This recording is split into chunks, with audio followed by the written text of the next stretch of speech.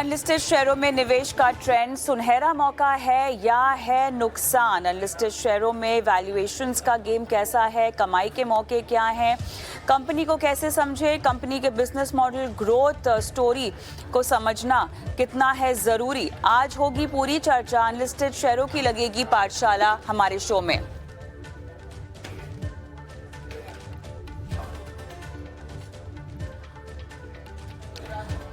पुरानी बनाम नई टैक्स प्रणाली, क्या आपको चुनना चाहिए? कौन सी टैक्स प्रणाली आपके लिए है फायदेमंद? कैसे अभी भी पुरानी टैक्स प्रणाली काफ़ी मायनों में आपके लिए फायदेमंद हो सकती है, बताएंगे हमारे एक्सपर्ट्स के जरिए। जानेंगे कि आपके लिए इस वक्त कौन सी टैक्स रिजीम सही है।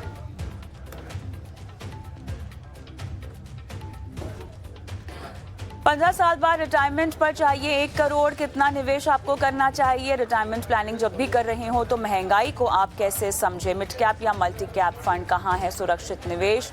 स्मॉल कैप फंड से कब बढ़ सकता है पोर्टफोलियो का जोखिम? सभी तरह की बातचीत होगी आज शो पर।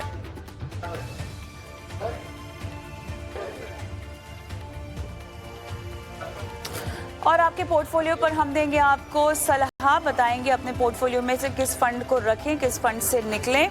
आप अपने सवाल हमें व्हाट्सएप कर सकते हैं, 9619873567 हमारा व्हाट्सएप नंबर है। इतना ही नहीं, सोशल मीडिया पे अगर आप अपने सवाल छोड़ना चाहते हैं तो वो भी कर सकते हैं, खासतौर से यूट्यूब पर, क्योंकि हम लाइव होते हैं तो वहाँ भी अपने सवाल आप छोड़ सकते हैं।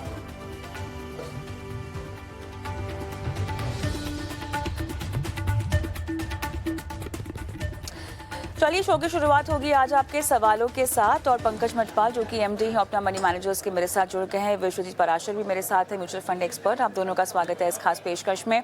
और अतुल हमारे साथ जुड़ गए हैं, जिनके सवाल से हम शुरुआत करेंगे। अतुल, हाय, गुड इवनिंग, स्वागत है आपका। और बताइए, कुछ फंड्स जिसमें आपने निवेश किया हुआ है, आप मुझे नाम बता सकते हैं अतुल? हाँ जी, तो मैंने किया हुआ है पराग पारिक फ्लेक्सी कैप में, निपॉन इंडिया मल्टी कैप में, टाटा फ्लेक्सी कैप और HDFC small cap, right, and Oswal mid cap. Okay, कितना निवेश कर रहे हैं आप इनमें? 4,000 रुपए हर फंड में कर रहे हैं क्या? यस मैम, यस, 20,000 टोटल आपकी एसआईपी 20,000 की है। Got it. हाँ जी, और लास्ट ईयर मैंने स्टार्ट किया था तो कॉर्पस। ठीक है, लास्ट स्टार्ट किया था, कॉर्पस फिलहाल 2.5 लाख के आसपास है। 1 CR इन 15 ईयर्स। आपको जानना है कि बदलाव क्या होने चाहिए आपके पोर्टफोलियो में? 1 multi cap, 1 mid cap, 1 small cap, 2 flexi cap. Recommend किए हैं किसी ने आपको ये फंड्स? क्योंकि फंड्स तो अपने हिसाब से काफ़ी अच्छे हैं। रेकमेंड भी किए हैं, बाकी थोड़ा सर्च खुद भी किया था। लास्ट ईयर ही मैंने स्टार्ट किया मैम इन्वेस्ट करना। ओके, मैं यही जानना चाह रहा था कि कुछ चेंजेस रिक्वायर्ड हैं मेरे पोर्टफोलियो में, या इज इट गुड? ठीक है, फंड्स तो आपके सभी बहुत अच्छे हैं। पंकज जी के पास मेरे ख्याल से आपका सवाल है। पंकज जी, क्या कहेंगे? फंड्स का सिलेक्शन तो अच्छा ही लग रहा है, रिकमेंडेशन की बदौलत से हो या इन्होंने खुद चुनाव किया हो? नमस्कार कविता जी, नमस्कार विश्वजीत जी। बिल्कुल सही कहा कविता जी आपने। इनका पोर्टफोलियो अच्छा है, फंड मिक्स भी अच्छा है, और विद इन कैटेगरी जो फंड चुने हैं वो भी अपने आप में अच्छे फंड्स हैं। तो अतुल जी, आपको बिल्कुल भी जरूरत नहीं है फिलहाल कोई बदलाव की। लेकिन एक बात बहुत इंपॉर्टेंट है, आपने टारगेट लिया हुआ है 1 करोड़ का, और मैं आपको बता दूं कि 15 साल में 1 करोड़ रुपए अगर आप टारगेट लेकर चल रहे हैं, तो यदि हम 6% की महंगाई दर मानकर चलें तो उसकी वैल्यू आज के लगभग 42 लाख के आसपास ही रह जाएगी। तो इसके लिए वैसे तो जो आप निवेश कर रहे हैं 2.5 लाख ऑलरेडी इकट्ठा हो चुका है, प्लस आप 20,000 की एसआईपी कर रहे हैं, आप करीब 1 करोड़ 9 लाख रुपए 12% के सीएजीआर पर इकट्ठा कर सकते हैं। तो जो आपने टारगेट लिया है 1 करोड़ का, वो आसानी से अचीव हो सकता है यदि 12% की कंपाउंडेड एनुअल ग्रोथ मिलती है। लेकिन जैसा मैंने कहा कि वैल्यू बहुत कम हो जाएगी उसकी, तो इसके लिए एक सजेशन मेरा आपके लिए है कि कम से कम 10% से स्टेप अप हर साल आप जरूर करें, और उसके अलावा जब जब आपके पास पैसा और ज्यादा हो तो टॉप अप करते रहें। ये बहुत इंपॉर्टेंट है ताकि आप इन्फ्लेशन एडजस्टेड 1 करोड़ इकट्ठा कर पाए, ना कि सिर्फ 1 करोड़ रुपए।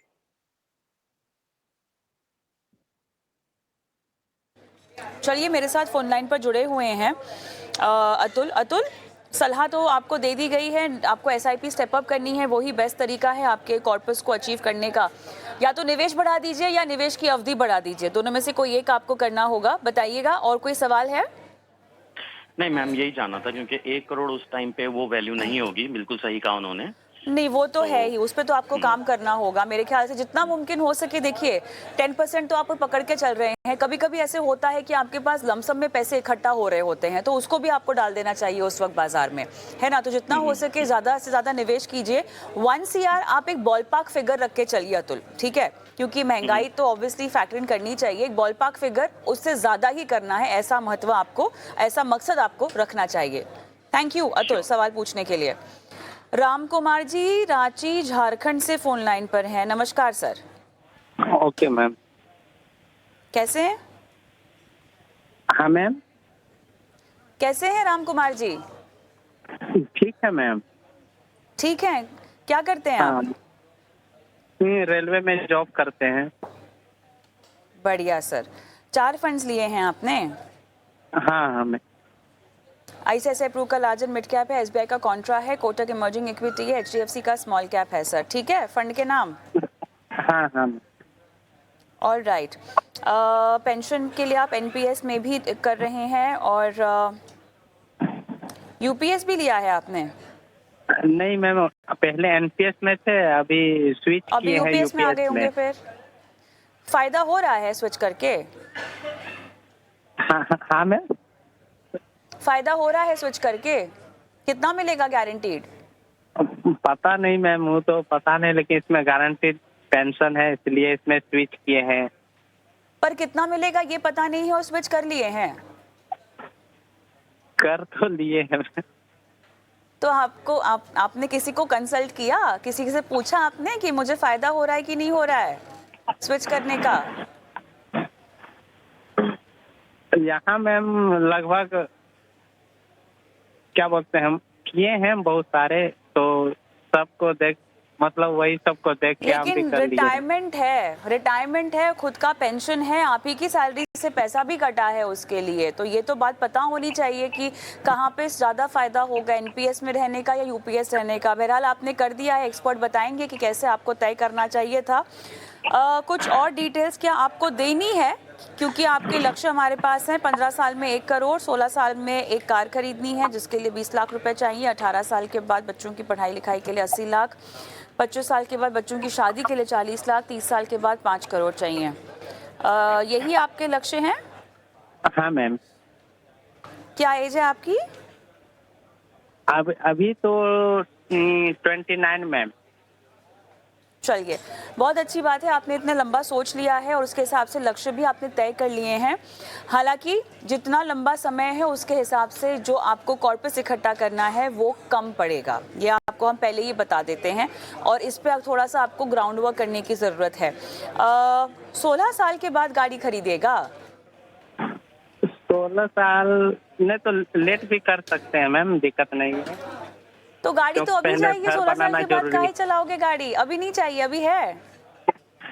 नहीं तो अभी क्या बोलते हैं, झारखंड से है मैम, लेकिन हम हावड़ा में रहते हैं, तो यहीं पे हावड़ा में जॉब चलिए। करते हैं, हावड़ा कलकत्ता में। अच्छा। चलिए, तब देखना जो गाड़ी बजट में आएगी। अभी से आपने 20 लाख रुपए फैक्टर इन कर रखे हैं, पता नहीं 16 साल के बाद गाड़ियों का क्या माहौल रहता है, कैसी ईवी आ जाती हैं, वो महंगी आती हैं, सस्ती आती हैं, हमें नहीं पता। थोड़ा रियलिस्टिक रख लेते हैं अपने गोल्स को, ठीक है। विश्वजीत जी, मेरे ख्याल से आपके पास है राम कुमार जी का सवाल। तो ये एनपीएस वर्सेस यूपीएस पर ही बात कर लेते हैं। कैसे तय करें विश्वजीत जी के एनपीएस में रहना चाहिए या निकल के यूपीएस में आना चाहिए? क्योंकि देखिए, गारंटीड अमाउंट आपको हाथ में मिलेगा रिटायरमेंट के बाद, ये एक बहुत बड़ा बेनिफिट है, एक बहुत बड़ा मेंटल रिलीफ है, ठीक है। अब वो पैसे ज़्यादा हैं, वो पैसे कम है, उससे ज़्यादा गारंटीड मिल रहे हैं, तो ये अपने आप में रिलीफ के चक्कर में यूपीएस लोगों को बहुत पसंद आ रहा है।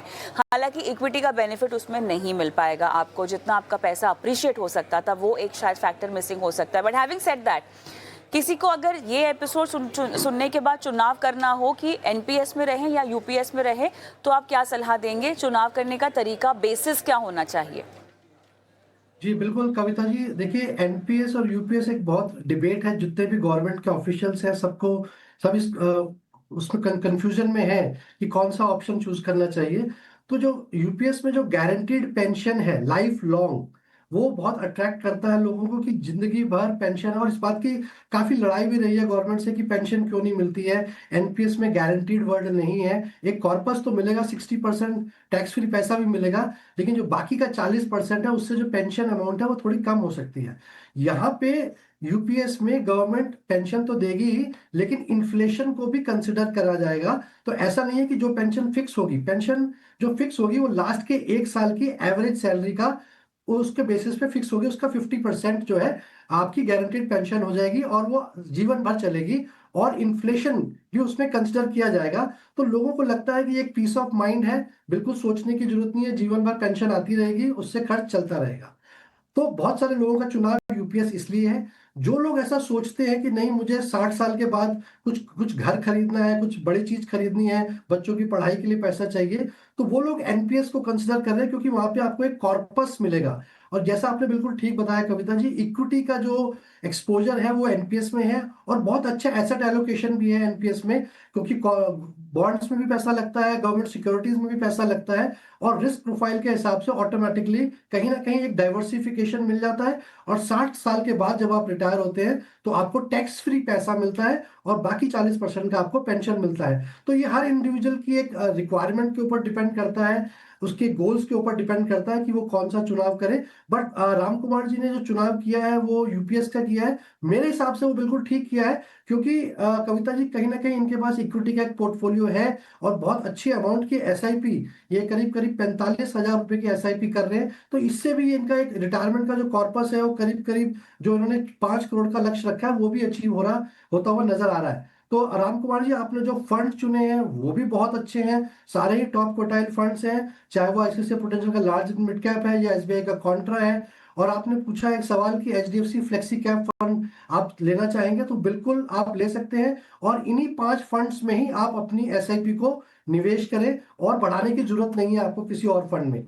तो दूसरा सवाल जो आपका गोल्स का है, आपका गोल कविता जी, इनका गोल बिल्कुल आराम से अचीव हो रहा है जो इन्होंने रखा है, क्योंकि बहुत जल्दी 29 ईयर्स में ही इन्होंने अपनी प्लानिंग कर ली, और 16 वर्ष का हर गोल को इन्होंने समय दिया है। तो पावर ऑफ कंपाउंडिंग का भी इनको लाभ मिल रहा है। तो केवल 40,700 में ही इनका जो गोल इन्होंने आज रखा है, अब इसमें ये मुझे मालूम नहीं है कि इन्होंने महंगाई को, इन्फ्लेशन को कंसिडर किया है, जैसे पंकज जी बता रहे थे कि 1 करोड़ की वैल्यू 42 लाख रह जाएगी, तो ये सब इनको इन्फ्लेशन को कंसिडर करना पड़ेगा। अदरवाइज जो गोल इन्होंने अभी रखा है वो बहुत रियलिस्टिक गोल जो रखा है वो इस एसआईपी से पूरा होता नजर आ रहा है। तो राम कुमार जी, जितनी एसआईपी आप बढ़ा सकते हैं, स्टेप अप कर सकते हैं, बहुत लाभ रहेगा, उससे आप इन्फ्लेशन को बीट कर पाएंगे। और बाकी जो फंड्स हैं वो भी बहुत अच्छे हैं, बिल्कुल निवेशित रहे, किसी फंड की बदलाव की कोई आवश्यकता नहीं, यही फंड्स अच्छे हैं, पर्याप्त हैं। और जो एचडीएफसी फ्लेक्सी कैप है उसको भी अपने पोर्टफोलियो में आप ऐड करें। चलिए राम कुमार जी, कोई सवाल आपको पूछना है विश्वजीत जी से? नहीं मैम, ठीक है ma'am, thank you. Okay, all the best. Chandan Vishwas मेरे साथ फोन लाइन पर हैं, इनकी उम्र 28 साल की है, वेस्ट बंगाल से अपना सवाल पूछ रहे हैं। नमस्कार चंदन जी, कैसे हैं? अच्छा, good evening ma'am. Good evening. अच्छा, आप भी रेलवे में काम करते हैं? हाँ। अभी आपसे पहले जो फोन लाइन पर थे राम कुमार साहब, वो भी रेलवे में ही काम करते हैं। चलिए, आपने सितंबर 24 से शुरू किया है मंथली एसआईपी 20,000। आईसीआईसीआई का ब्लू चिप है, कोटक इमर्जिंग इक्विटी, मोतीलाल ओसवाल का भी मिड कैप है, पराग पारिक का फ्लेक्सी कैप है, टाटा का स्मॉल कैप है। 5 करोड़ का target, 20 year, 7% annual step up करेंगे, है ना? कुछ और ऐड करना है चंदन? नहीं जी मैम, लेकिन मैं अभी एक न्यू फंड, मतलब एक्स्ट्रा 5,000 इन्वेस्ट करने के लिए सोच रहा हूँ, उसके लिए भी एक फंड मतलब सजेस्ट कर दीजिए तो अच्छा होगा। एक नया 5,000 एडिशनल एसआईपी स्टार्ट करूंगा। ओके, ठीक है। 5,000 आपको नया फंड लेना चाहिए उसके लिए, या इन्हीं में ही आपको 1-1 हज़ार रुपये ऐड कर लेना चाहिए, या किसी एक फंड में ज़्यादा ऐड कर लेना चाहिए, ये तो पंकज जी बता पाएंगे। 5 करोड़ का टारगेट काफ़ी है ना, कि कम पड़ेगा? नहीं, कम तो पड़ेगा, लेकिन मैं अभी आगे भी इन्वेस्ट कम तो पड़ेगा ही। अच्छा, तो फैक्टर इन नहीं किया उसको। चलिए ठीक है, ज़्यादा से ज़्यादा इकट्ठा कैसे हो वो बताते हैं आपको, ठीक है? पंकज जी, फंड्स बताइएगा, और सर 12% के हिसाब से आप हमेशा टारगेट देते हैं। मैं चाहती हूँ कि आज आप इस सवाल का जवाब 10% और इन सम केसेस 15% भी दे दीजिए। वो एकदम हाई एक्सपेक्टेड है, बट पहलू होता है ना सिक्के के दोनों पहलू। तो 12 तो आप बताते ही हैं, 1, 10 और 15 भी बता दीजिए आज।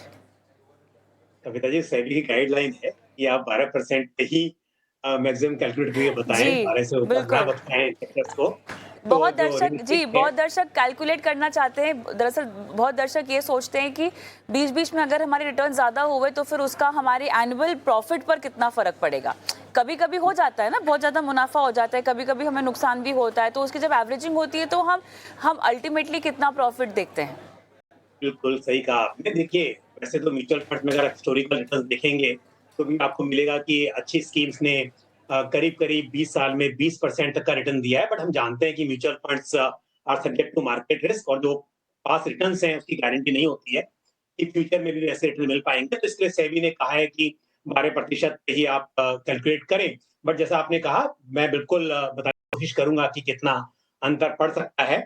बट पहले जो सवाल आपने कहा चंदन जी, कि आप 20,000 रुपए की एसआईपी कर रहे हैं और आप सिर्फ 7% से ही स्टेप अप कर पाएंगे। देखिए, 7% आपने लेके चला कि आपकी जो सैलरी बढ़ेगी, तो सरकारी नियमों के हिसाब से, पे कमीशन के हिसाब से हर साल 7% आप मान के चल रहे हैं। बट जब तक पे कमीशन नया आता है, तो उस वक्त सैलरी ज्यादा बढ़ जाती है, और उसके अलावा जब आपके प्रमोशन होते हैं, उस वक्त पर भी इनकम ज्यादा बढ़ जाती है।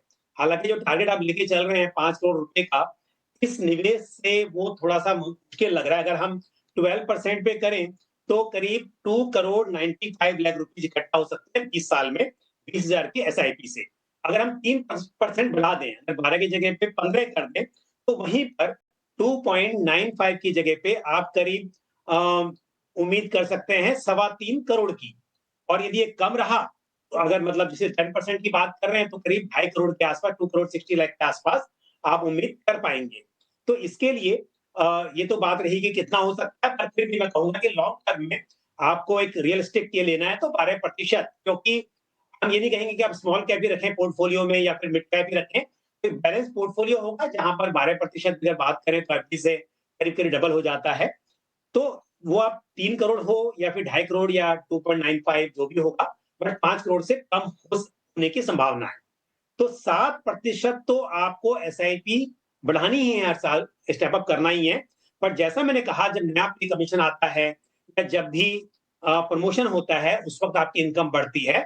उस हिसाब से आप और ज्यादा बढ़ाइए, ताकि जो 5 करोड़ का आप लक्ष्य लेके चल रहे हैं, उतना तो कम से कम होना ही चाहिए, और उससे भी ज्यादा हो पाया अगर तो और अच्छा होगा। क्योंकि इन्फ्लेशन की बात मैं हमेशा करता हूँ कि फ्यूचर में अगर 20 साल 25 साल की बात हो, तो पैसा मतलब 20 साल में आपका करीब-करीब 1/3 हो जाएगा। हम 5 करोड़ की बात कर रहे हैं आज की, तो उस टाइम का वो करीब 1.5 करोड़ या पौने 2 करोड़ के आस-पास, जो मतलब आज का पौने 2 करोड़ है, उतना उसकी वैल्यू होगी उस वक़्त पर। तो इसके लिए स्टेप अप करें, ज़्यादा बढ़ाएँ। फंड्स ऐड करने की मुझे ज़रूरत नहीं दिखाई दे रही है। आपके पास लार्ज कैप है, फ्लेक्सी कैप है, मिड कैप है, स्मॉल कैप है। अब क्योंकि लॉन्ग टर्म पोर्टफोलियो है, तो मैं कहूँगा कि जो ICICI prudential large cap fund है आपके पास, उसमें एसआईपी आप जारी रखें, पर नया ऐड ना करें। और जो आपके पास में बाकी फंड्स हैं, Parag Parikh flexi cap, Kotak mid cap और साथ ही टाटा स्मॉल कैप, इन तीनों स्कीम में आप एसआईपी बढ़ा दें। फ्लेक्सी कैप में 2,000 कर लें, और बाकी का जो अगर आपको मतलब 5,000 करना है, जो भी अमाउंट है, थोड़ा ज्यादा फ्लेक्सी कैप में करें, और बाकी इक्वल अमाउंट आप स्मॉल कैप और मिड कैप में करें। एक लास्ट चीज और आपके लिए और सभी के लिए, व्यूअर्स के लिए बताऊं कि बहुत सारी स्कीम्स के नाम चेंज हो गए हैं as per guideline of SEBI. जो भी ब्लू चिप फंड थे, वो सब लार्ज कैप हो गए हैं, या फिर emerging blue chip, emerging equity. तो अब large cap, mid cap, small cap, ऐसे नाम आपको देखने को मिलेंगे। यहाँ पर जैसे कि आईसीआईसीआई ब्लू चिप है, वो आईसीआईसीआई लार्ज कैप हो गया है। ऐसे ही आपके पास कोटक इमर्जिंग इक्विटी फंड है, वो कोटक मिड कैप फंड इसका नाम हो गया है। तो ये मैंने आपको कहा, तो मिड कैप, स्मॉल कैप और फ्लेक्सी कैप में आप ऐड करें, टॉप अप करें। जी कुछ पूछना चाहते हैं पंकज जी को? पूछना चाहते हैं कि मैम, ये जो फंड मैंने सिलेक्ट किया है, ये लॉन्ग टर्म के लिए सही है या कुछ चेंज करना होगा?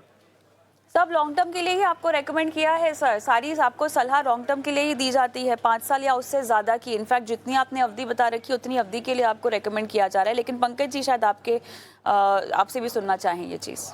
बिल्कुल, मैंने पहले ही कहा कि सारे फंड्स अच्छे हैं, पर क्योंकि 20 साल का नज़रिया है और लॉन्ग टर्म में हम उम्मीद करते हैं कि small cap, mid cap, large cap से बेहतर परफ़ॉर्म कर सकते हैं। इसलिए मैंने आपको कहा कि आईसीसी प्रूडेंशियल लार्ज कैप में आप मत ऐड कीजिए एडिशनल अमाउंट जो करना है, लेकिन मिड कैप, स्मॉल कैप और पारंपरिक फ्लेक्सी कैप में भी कर लीजिए। तो लॉन्ग टर्म के हिसाब से बहुत अच्छे फंड्स हैं। एक लास्ट चीज़, अगर टाइम है तो आपको यदि 5 करोड़ इकट्ठा करना हो 12% के हिसाब से, तो आपको 14,000 और बढ़ाना होगा इस वक़्त पर। तो उतना तो शायद पता नहीं आप एक साथ कर पाएँ, नहीं कर पाएँ, पर जितना अधिक से अधिक उसके 5-6 हज़ार से एसआईपी बढ़ा लें और इन्हीं स्कीम में जो मैंने आपको बताई, आपका अगेन पारंपरिक flexi cap, Kotak multi cap और टाटा स्मॉल कैप, तीनों फंड्स में आप बढ़ा लें एसआईपी का amount. Alright, alright Chandan, all the best. आगे बढ़ते हैं। आर के गंगवार जी फोन लाइन पर हमारे साथ हैं, बरेली उत्तर प्रदेश से। सर नमस्कार। नमस्कार मैम। कैसे हैं सर, क्या करते हैं? मैम बढ़िया है, मैं प्राइवेट सेक्टर में जॉब करता हूँ और मैंने अभी शुरुआत करी है जल्दी में ही। एक मेरा फंड है एसबीआई का, कॉन्ट्रा फंड का, एक छोटे अमाउंट से शुरुआत करी है और लॉन्ग टर्म के लिए मैं 2-3 हज़ार के महीने लगाना चाहता हूँ। तो कौन सा अच्छा रहेगा करीब 10 साल के लिए? ऑलराइट,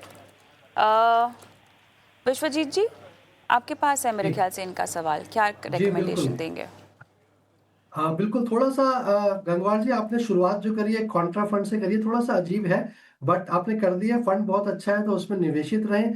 लेकिन जो आप अगला फंड लेना चाहते हैं, मेरे हिसाब से आप फ्लेक्सी कैप फंड लें। क्योंकि अभी आप शुरुआत कर रहे हैं, मार्केट के उतार चढ़ाव को देखेंगे, तो एचडीएफसी का फ्लेक्सी कैप या फिर पराग पारिक का फ्लेक्सी कैप फंड से आप शुरुआत कर सकते हैं। 3-4 हज़ार रुपए की जो एसआईपी आप करना चाहते हैं वो इसमें कर सकते हैं, और लॉन्ग टर्म में भी ये अच्छा रहेगा। तो आगे चल के जैसे जैसे आप अपनी एसआईपी बढ़ाएं, तो फिर pure large cap, mid cap और स्मॉल कैप फंड भी ले सकते हैं, ताकि आपका पोर्टफोलियो और डाइवर्सिफाइड रहे। जो 5,000 रुपए की एसआईपी आप करना चाहते हैं, वो करीब करीब, अगर आप 12% का सीएजीआर भी लेके चले, तो 10 वर्ष में 11,61,000 रुपए बन जाते हैं। वहीं अगर आप बढ़ाते हैं तो और 10% का स्टेप अप करते हैं, तो ये 16,87,000 बन जाता है। तो जितना जितना ज्यादा समय दे सकते हैं अपने गोल्स को अचीव करने के लिए, थोड़ा जितनी ज्यादा पावर ऑफ कंपाउंडिंग को आप उसका लाभ ले पाएंगे। और कोशिश करें जितनी एसआईपी आप बढ़ा सकते हैं, जब भी लमसम मिले वो भी आप निवेश करें, ताकि एक अच्छा खासा कॉर्पस आप अचीव कर पाए और महंगाई को भी आप बीट कर पाए। तो ये 2 फंड्स आप इसमें से कंसिडर कर सकते हैं गंगवार जी, और एसबीआई कॉन्ट्रा में आप निवेशित रहें, बने रहें। गंगवार जी आपको कोई सवाल पूछना है? ना मैम अभी नहीं फिलहाल। ठीक है ma'am, thank you ma'am. Okay, thank you so much सवाल पूछने के लिए। आगे बढ़ते हैं और चलिए राघव का सवाल लेंगे। पंकज जी यूट्यूब के जरिए सवाल भेजा है। SBI small cap, Quant mid cap, Kotak tax saver, HDFC का भी टैक्स सेवर है, फ्लेक्सी कैप है पराग पारिक का, और टोटल एसआईपी 14,000, 4.5 लाख पीपीएफ में है। टर्म इंश्योरेंस नहीं है, लाइफ इंश्योरेंस नहीं है। 1 CR इन 20 ईयर्स, 50 lakhs इन 15 ईयर्स, ये इनका टारगेट है। अहमदाबाद से राघव का सवाल है ये। देखिए, काफी बड़ा निवेश है। अगर आप पीपीएफ की बात करें तो 4.5 लाख रुपए अभी इकट्ठा हुआ है। 7% का रिटर्न मान लेते हैं एवरेज, क्योंकि 7.10 है, ये थोड़ा कम भी हो सकता है आने वाले समय में। तो आप करीब करीब 15 साल में 12,41,000 रुपीज इकट्ठा कर पाएंगे सिर्फ पीपीएफ से। और यदि बात करें म्यूचुअल फंड की जो एसआईपी हो रही है, उससे 15 साल में अगेन 12% के सीएजीआर पर 14,000 की एसआईपी से करीब 66 लाख रुपए इकट्ठा कर सकते हैं। तो कुल मिलाकर पीपीएफ और जो म्यूचुअल फंड है, उससे आप 78,41,000 इसके आसपास इकट्ठा करने की उम्मीद रखें। तो आप गोल अपने लिए हुए हैं, उसमें से अगर आप 50 लाख रुपए विड्रॉ कर लेते हैं पहले गोल के लिए, तो मतलब 50 विड्रॉ करने के बाद बचेंगे करीब 28 लाख रुपए आपके पास में टोटल। और वो यदि बढ़ता रहे आपका सेम रेट से, अब से 20 साल के बाद दूसरा जो गोल है, उसके लिए आपके पास में करीब 61 लाख रुपीस बच जाएंगे। तो इसका मतलब ये हुआ कि दोनों गोल्स आप आसानी से पूरा कर पाएंगे। जो आपकी प्लानिंग है उसमें आप बिल्कुल रह सकते हैं। टर्म इंश्योरेंस प्लान बिल्कुल बाय करना चाहिए। आपने कहा है कि नहीं है, तो एडिक्वेट सम इंश्योर्ड के साथ आपको लेना चाहिए। साथ ही आपके पास में एक फंड है कोटक आपके पास एक टैक्स सेवर सॉरी हाँ फंड है, उसमें बदलाव की मैं आपको राय दूंगा। पहली बात तो यह है कि क्या सच में आपको जरूरत है ईएलएसएस की, क्योंकि न्यू टैक्स रिजीम में होंगे तो आपको टैक्स बेनिफिट मिलेगा नहीं, और अधिकतर निवेशकों के लिए अधिकतर टैक्स पेयर्स के लिए न्यू टैक्स रिजीम ही सुटेबल दिखाई दे रही है। तो इसमें से आप स्विच कर सकते हैं। तो कोटक ईएलएसएस टैक्स सेवर से निकलकर यदि आपको टैक्स सेवर की जरूरत नहीं है तो आप Mahindra Manulife multi cap fund में चले जाएं, और यदि लेना ही है टैक्स सेवर फंड तो HDFC ELSS tax saver fund में आप स्विच कर लें। और दूसरा जो आपके पास क्वांट मिड कैप फंड है, उसको भी मैं आपको कहूंगा कि रिप्लेस करें उसे आप Motilal Oswal mid cap fund से। तो 2 फंड्स में बदलाव की मैंने आपको राय दी है। बाकी अमाउंट के हिसाब से जो आपके दोनों टारगेट हैं वो पूरे होते हुए दिखाई दे रहे हैं। चलिए, हमारे साथ फोन लाइन पर तो नहीं है, बट आपने इनका जवाब दिया है सवाल का।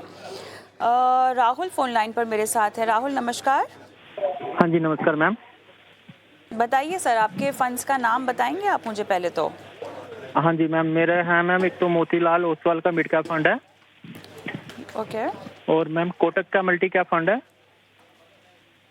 और जी, एक आप मैम बोलिए। हाँ। Mirae Asset large and mid cap fund है, एचडीएफसी का स्मॉल कैप फंड है, और मैम एक फंड है आईसीआईसीआई प्रू का मैम एक फंड है मैम। तो मेरा टोटल मैम 38,500 एसआईपी जाता है। जो अभी टोटल वैल्यू है मेरे पोर्टफोलियो की वो है 13 लाख अभी प्रेजेंटली। ओके तो मैम मुझे ये जानना है कि जो ये मेरा पोर्टफोलियो मैम, इसमें मैम मिड कैप और स्मॉल कैप ज्यादा क्वांटिटी में तो नहीं है मैम, लार्ज कैप प्रोपोर्शनली ठीक है, और क्या मैम मैं मेरे को 2 करोड़ का सीआर चाहिए नेक्स्ट 15 ईयर्स में, तो मुझे क्या मैम चेंज करना चाहिए पोर्टफोलियो में और कितना बढ़ाना चाहिए, क्या करना चाहिए? तो please I need advice on this ma'am. Vishwajit ji, आपके पास है इनका सवाल। जी बिल्कुल। राहुल जी, मैंने आपका पोर्टफोलियो देखा तो उसमें करीब 9 फंड्स हैं, और 2 कैटेगरीज ऐसी हैं जिसमें 2 फंड्स हैं एक ही कैटेगरी के। तो जैसे लार्ज एंड मिड कैप है आपके पास, मिराई का लार्ज एंड मिड कैप भी है, डीएसपी का लार्ज एंड मिड कैप भी है। ऐसे ही स्मॉल कैप में भी 2 फंड्स हैं, एचडीएफसी का स्मॉल कैप भी है और मोतीलाल ओसवाल का स्मॉल कैप भी है। तो मेरे हिसाब से एक फंड पर्याप्त है एक कैटेगरी के लिए। तो थोड़ा सा पोर्टफोलियो को डाइवर्सिफाई कर लेते हैं। तो डीएसपी का large and mid cap fund की जगह हम डीएसपी का प्योर लार्ज कैप फंड ले लेते हैं, क्योंकि पोर्टफोलियो में लार्ज कैप फंड नहीं है, तो एक लार्ज कैप फंड ऐड हो जाएगा हमारे पोर्टफोलियो में। वहीं स्मॉल कैप में भी आपने एचडीएफसी का स्मॉल कैप ले रखा है और मोतीलाल का स्मॉल कैप ले रखा है, तो एक फ्लेक्सी कैप फंड ऐड कर सकते हैं, जिसमें मोतीलाल ओसवाल का फ्लेक्सी कैप फंड भी काफी अच्छा है। तो सेम ही एएमसी के हैं और ये दोनों ही अच्छे कैटेगरी के फंड्स हैं, तो एक डाइवर्सिफिकेशन के लिहाज से अच्छे कैटेगरीज ऐड हो जाएंगी पोर्टफोलियो में। जो आपने लक्ष्य रखा है वो मुझे जो आपने लिख के भेजा था वो 3 करोड़ का है, आपने 2 करोड़ बोला, तो 3 करोड़ की बात कर लेते हैं। अगर हम 38,500 की एसआईपी कंटिन्यू करते हैं, 12% का सीएजीआर लेके चलते हैं, तो 15 वर्ष में 1,94,00,000 हो जाते हैं। तो आप अगर 2 करोड़ का लक्ष्य लेके चल रहे हैं तो शायद ये पॉसिबल है अचीव कर पाए, पर अगर 3 करोड़ का लक्ष्य लेकर चलना चाहते हैं तो आपको हर वर्ष 8.5% से अपनी एसआईपी को स्टेप अप करना होगा, ताकि आप 3 करोड़ के लक्ष्य तक पहुंच पाए। तो मेरे हिसाब से ये काफी मुश्किल नहीं होना चाहिए कि 8-9% से अगर आप अपनी एसआईपी बढ़ाते हैं तो आप अपने गोल को जो है 3 करोड़ के लक्ष्य तक आराम से पहुंचा पाएंगे। तो और इसमें भी एक कोटक मल्टी कैप फंड है, क्योंकि मैंने आपके पोर्टफोलियो में large cap, mid cap, small cap तीनों ही अलग अलग प्योर फंड्स रख दिए हैं, तो मल्टी कैप की आवश्यकता नहीं है। तो ये जो 5,000 रुपए है, ये 2,500 रुपए आप मिड कैप और स्मॉल कैप पे इंक्रीज कर सकते हैं, ताकि आपका ओवरऑल पोर्टफोलियो में, क्योंकि 15 वर्ष का समय है, एक अच्छे रिटर्न्स का पोटेंशियल भी रहेगा, और क्योंकि पोर्टफोलियो डाइवर्सिफाइड है तो मेरे ख्याल में स्टेबिलिटी की भी कमी नहीं है। तो इस तरीके से आप बदलाव करें और थोड़ा सा स्टेप अप करते रहें, ताकि आप 3 करोड़ के लक्ष्य तक आराम से पहुंच पाए। राहुल, कुछ पूछना है? ये मैंने पोर्टफोलियो सर आपकी एडवाइस से ही मोस्टली बनाया था, पर थोड़ी सी चेंज मैं सर जो आपने एडवाइस की है मैं कर लेता हूँ सर। मैं सर आपका शो रेगुलरली वॉच करता हूँ और सर की एडवाइस रेगुलरली देखता हूँ सर। इसमें यह है कि सर एक मोतीलाल का लार्ज कैप फंड है सर, क्या मैं वो ऐड कर सकता हूँ सर? इसमें मुझे 10,000 रुपए की एसआईपी और ऐड करनी है सर। जी बिल्कुल, मैंने आपको एक डीएसपी का लार्ज कैप फंड बोला ही है, आप उसको ही ऐड कर लीजिए, उसी में भी ऐड कर सकते हैं। और अलग अलग लार्ज कैप फंड में 100 स्टॉक्स ही होते हैं ज्यादातर, तो वो सेम ही एक्शन प्लान रहेगा सारे लार्ज कैप कंपनीज का। तो मेरे हिसाब से अब एक लार्ज कैप फंड पर्याप्त है। और फ्लेक्सी कैप फंड भी मैंने ऐड किया है राहुल जी, उसमें भी ज्यादातर लार्ज कैप ही होता है, तो मेरे ख्याल में ये कंप्लीट रहेगा। तो मोतीलाल के पास आपके पास ऑलरेडी मिड कैप फंड है भी, मैंने एक लार्जर मिड कैप फंड भी सजेस्ट किया, तो मेरे ख्याल में डीएसपी लार्ज कैप फंड में आप कंटिन्यू करें तो ठीक रहे।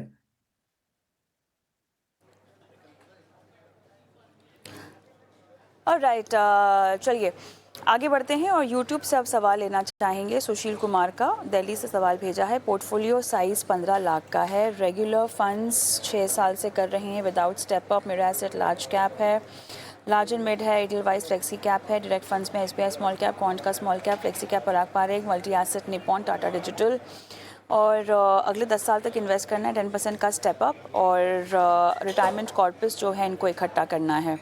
ओके, फोन लाइन पे मेरे साथ नहीं है पंकज जी, आपके लिए है ये सवाल।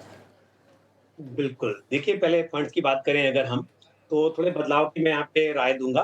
क्वांट स्मॉल कैप फंड, क्योंकि 2 स्मॉल कैप फंड हैं, तो क्वांट स्मॉल कैप फंड से निकल सकते हैं। तो 5500 रुपए जो बचेंगे, उससे क्या कीजिए कि आप उसमें से 2000 रुपए तो अपने एग्जिस्टिंग फंड यानी पराग पारिक फ्लेक्सी कैप फंड आपके पोर्टफोलियो में उसे टॉप अप कर लें। उसमें SIP फिलहाल 4000 है, उसे बढ़ाकर 6000 पर मंथ कर लें, और बाकी जो पैसा बचा उससे आप एक नया फंड और ऐड करें, HDFC मिड कैप फंड, उसमें आप SIP ऐड कर लें। तो एक मिड कैप ऐड करना है और बाकी फ्लेक्सी कैप फंड में आपको टॉप अप करना है, क्वांट स्मॉल कैप से आपको एग्जिट करना है। अगर बात करें टोटल अमाउंट कितना इकट्ठा हो सकता है, अगेन जो आप रेगुलर इन्वेस्टमेंट कर रहे हैं तो स्कीम में टोटल 5000 रुपए, उस 5000 से आप करीब 10 साल में 11 लाख रुपए इकट्ठा कर सकते हैं, अगेन 12% के CAGR से। और जो आपने ऑलरेडी 15 लाख इकट्ठा कर लिया है, प्लस आप SIP कर रहे हैं 21,700 रुपए की, और उसमें आप कह रहे हैं कि स्टेप अप भी कर रहे हैं 10% से, तो वहां हम 10 साल में करीब 1 करोड़ 18 लाख रुपए इकट्ठा होता हुआ देख सकते हैं।